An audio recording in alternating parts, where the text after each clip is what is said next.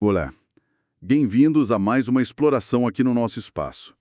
Hoje, o nosso foco é um nome que talvez soe familiar para quem conhece as narrativas bíblicas, mas que guarda muitos segredos. Betibara. A gente está com um artigo aqui do site teológico que reúne o que se sabe e também o que não se sabe sobre essa antiga localidade lá em Israel. A ideia aqui é mergulhar fundo nesse material. Vamos tentar entender o que foi Betibara, por que a história dela é tão fragmentada, sabe, qual foi o momento de fama dela numa batalha crucial e como um lugar pode simplesmente desaparecer. Prontos para essa viagem no tempo? Então, vamos começar a desembrulhar essa história. Ótima proposta. E esse artigo que a gente tem como base, ele faz um bom trabalho ao juntar as peças, né, que vêm principalmente do livro de Juízes, na Bíblia, claro, mas também de interpretações, de hipóteses de estudiosos que tentam preencher as lacunas. O interessante é justamente analisar tanto o que as fontes dizem, quanto, assim, o silêncio delas sobre Betibara. Exato. Então vamos pelo começo.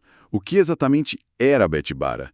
Pelo que o artigo e as fontes indicam, não estamos falando de uma metrópole, né? Era mais uma localidade menor, talvez uma vila, um ponto estratégico no antigo Israel. Precisamente. Não há indícios de que tenha sido um grande centro urbano ou político, não. A notoriedade dela vem quase que exclusivamente dessa associação com o evento específico, as campanhas militares do juiz Gideão. E o próprio nome, como mencionado no artigo, é uma chave importante, Betibara, que é traduzido como Casa do Val. Casa do Val. Interessante. Isso imediatamente transporta a gente para a beira de um rio, né? Um val é um ponto de travessia, um lugar onde o rio é mais raso e dá para cruzar a pé com animais. Então o nome já define a função principal do lugar. Exatamente. Sugere que a identidade dela estava, intrinsecamente ligada a essa característica geográfica, ser um ponto de passagem sobre um corpo d'água importante.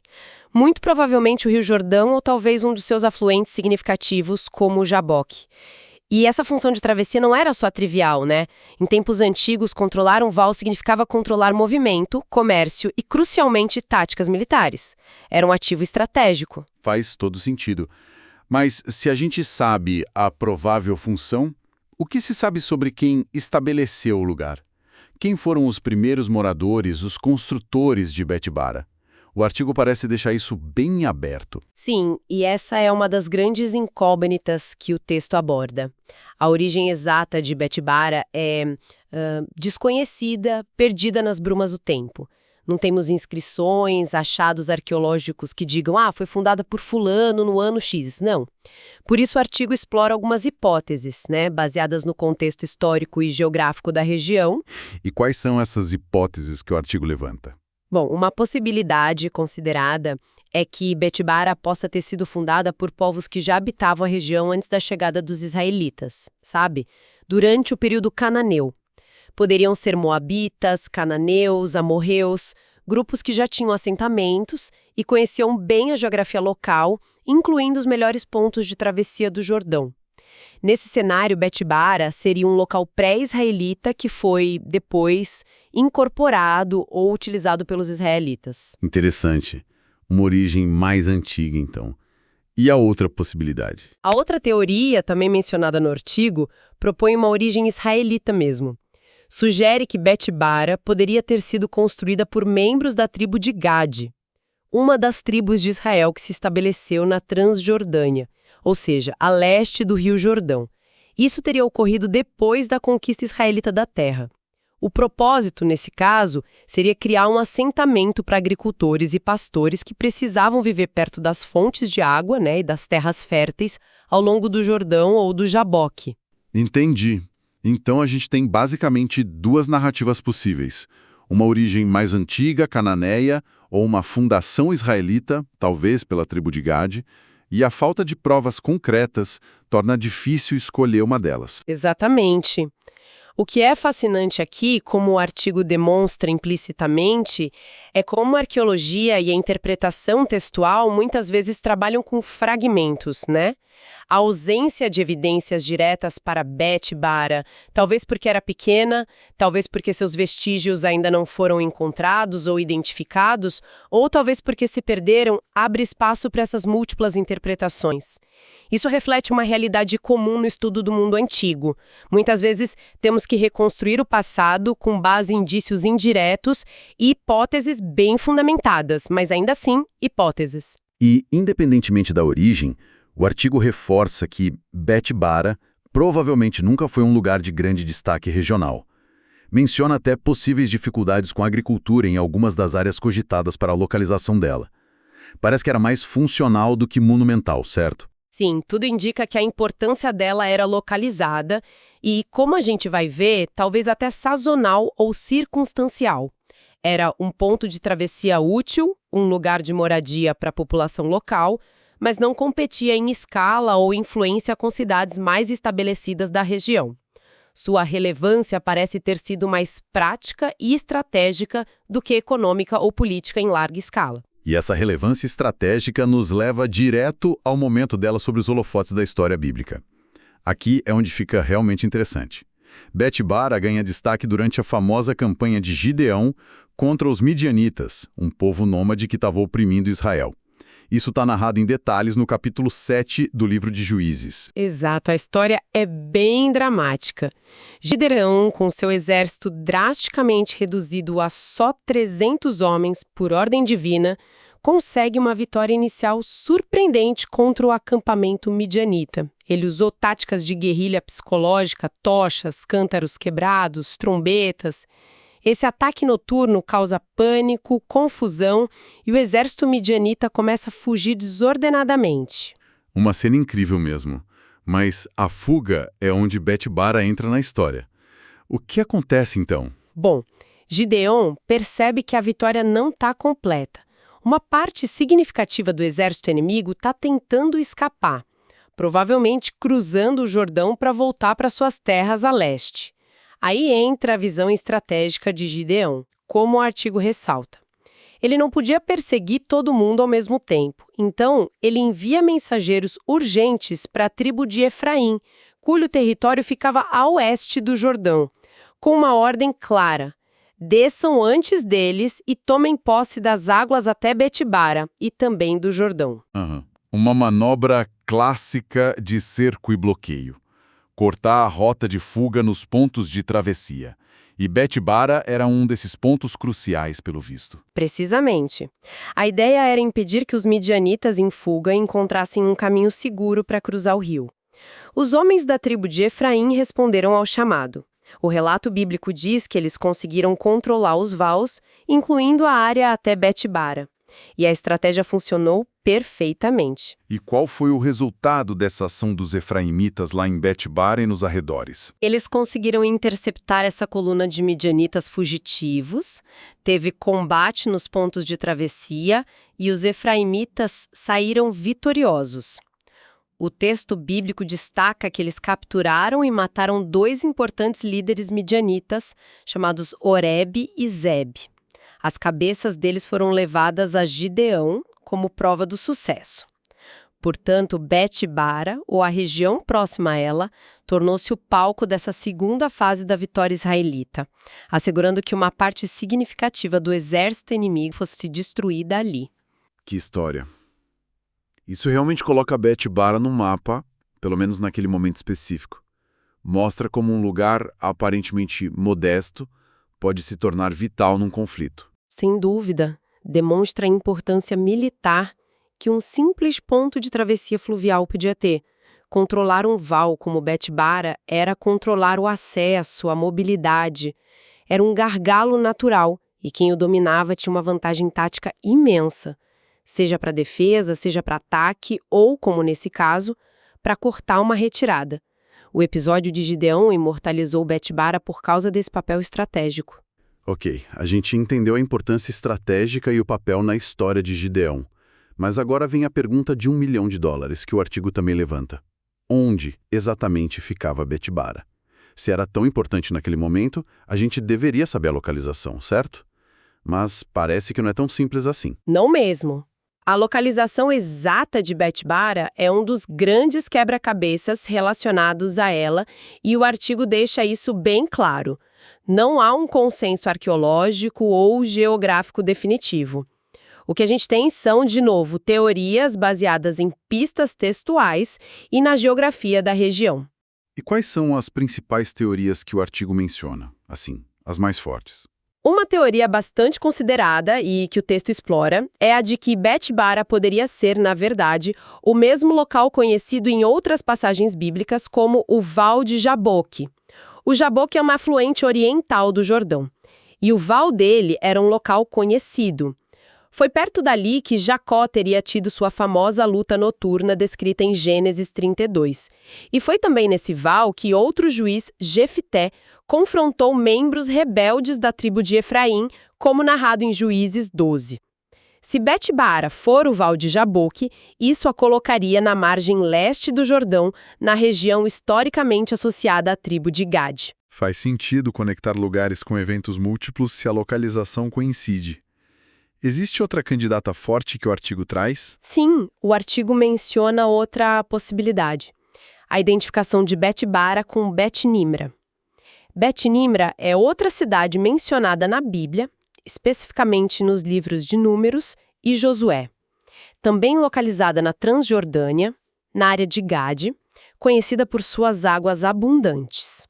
Alguns estudiosos sugerem que Betbara poderia ser um nome alternativo ou um local muito próximo a Bet-Nimra. Então temos pelo menos duas candidatas principais, ambas na margem leste do Jordão, na região de Gade, associadas a pontos de travessia ou áreas com água. Mas por que tão difícil ter certeza?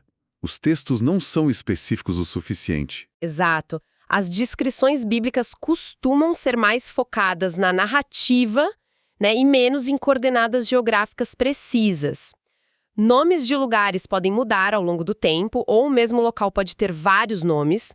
Além disso, a falta de ruínas claramente identificáveis como Betbara complica a confirmação arqueológica.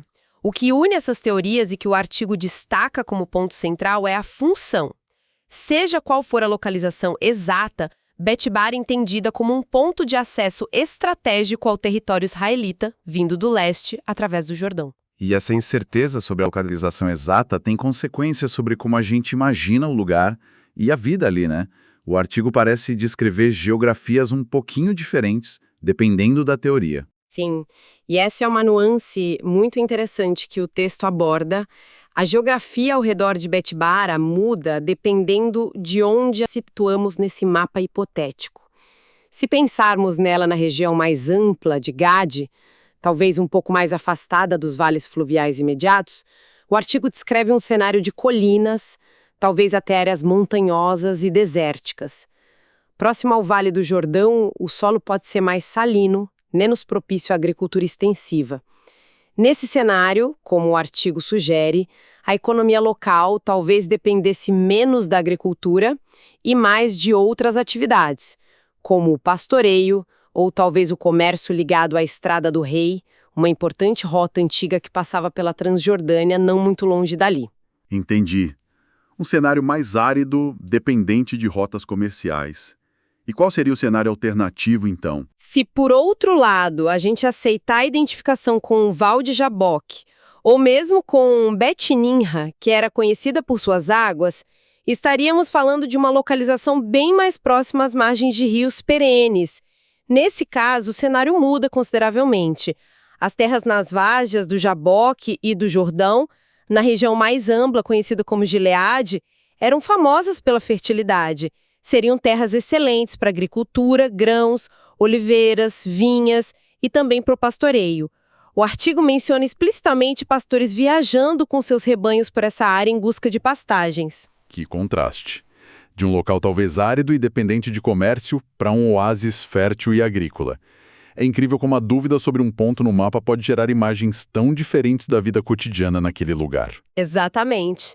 Essa dualidade na descrição geográfica é um reflexo direto da incerteza sobre a localização. Não sabemos se Betbara era só um ponto de passagem em meio a uma paisagem mais difícil ou se era um assentamento numa área mais abundante. Essa ambiguidade permeia nossa compreensão do lugar. Ela era definida apenas por ser um val ou tinha também uma vida agrícola e pastoril rica? A resposta depende de onde ela estava, e isso a gente não sabe ao certo. Entendido. E como acontece com tantos lugares do mundo antigo que não se tornaram grandes centros, Betibara eventualmente desaparece do registro histórico. O que o artigo nos diz sobre o declínio e o esquecimento dela? O artigo aponta para uma combinação de fatores bastante comuns na história daquela região. Primeiro, a instabilidade política crônica da Transjordânia. A área onde Betibara provavelmente se localizava foi um território constantemente disputado ao longo dos séculos. Ora estava sob controle israelita, ora sob o domínio dos reinos vizinhos de Moabe e Amon. Essas guerras e mudanças de controle certamente impactavam a segurança e a prosperidade de assentamentos menores como ela. Faz sentido. Uma região de fronteira é sempre mais instável, né? E houve outros fatores também. Sim, o fator decisivo provavelmente foram as grandes conquistas imperiais que varreram o Levante. Primeiro, o Império Neo-Assírio, no século 8 a.C., e depois o Império Neo-Babilônico, no século 7 e 6 a.C. Eles conquistaram toda a região, incluindo os reinos de Israel, Judá e seus vizinhos na Transjordânia. Essas conquistas eram frequentemente brutais, envolvendo destruição de cidades, massacres e, crucialmente, deportações em massa das populações locais para outras partes do império. As famosas deportações assírias e babilônicas afetaram muito a região. Exato. É muito provável que a população de Betibara, ou o que restava dela, tenha sido afetada por essas políticas. O artigo sugere que os habitantes podem ter sido expulsos ou deportados pelos assírios ou babilônios, um destino compartilhado por muitas comunidades na região. Além disso, mesmo que tenha sobrevivido a essas conquistas, Betibara provavelmente perdeu qualquer relevância que ainda tivesse. Como assim? Por que perderia a relevância? Se a gente conectar isso ao quadro maior, vemos um padrão histórico. Com o tempo, o poder político e econômico na região se concentrou em centros maiores e mais resilientes. Cidades como Jericó, do outro lado do Jordão, e especialmente Jerusalém, mais a oeste, tornaram-se os polos dominantes. As rotas comerciais podem ter mudado. A administração imperial pode ter favorecido outros centros. Nesse contexto, um pequeno val ou assentamento como Bet-Bará, sem grandes recursos próprios ou importância política duradoura, teria sido eclipsado. Sua população pode ter migrado para lugares mais seguros ou prósperos, ou simplesmente diminuído até o ponto do abandono. Então foi uma combinação de instabilidade local, conquistas imperiais devastadoras e também a ascensão de centros maiores que levou a seu desaparecimento gradual. É o cenário mais provável que o artigo e o contexto histórico sugerem, sim. Betibara cumpriu seu papel momentâneo, foi palco de um evento notável, mas as grandes marés da história acabaram por submergi-la, deixando para trás apenas o eco de seu nome nos textos antigos. Fascinante. E é um pouco melancólico também. Então, recapitulando o que a gente explorou a partir do artigo. Betibara, a Casa do Val. Um lugar definido por sua função de travessia, provavelmente no Jordão ou no Jaboque. Sua origem é incerta, talvez cananeia, talvez israelita. Teve seu momento de glória estratégica na perseguição de Gideão aos midianitas. Sua localização exata permanece um mistério, com teorias que pintam cenários geográficos bem diferentes. E, por fim, sucumbiu à instabilidade regional, às conquistas imperiais e ao esquecimento. É isso. Exato. O ponto central que emerge dessa análise, eu diria, é a natureza muitas vezes efêmera da importância de um lugar. Betibara ilustra como um local pode ganhar significado por causa de sua geografia estratégica em um contexto específico, uma batalha, uma rota de passagem, mas esse significado pode não ser duradouro. As mudanças políticas, as novas tecnologias, mesmo as antigas, as alterações nas dinâmicas de poder e comércio, ao longo dos séculos, podem diminuir a relevância de um local assim.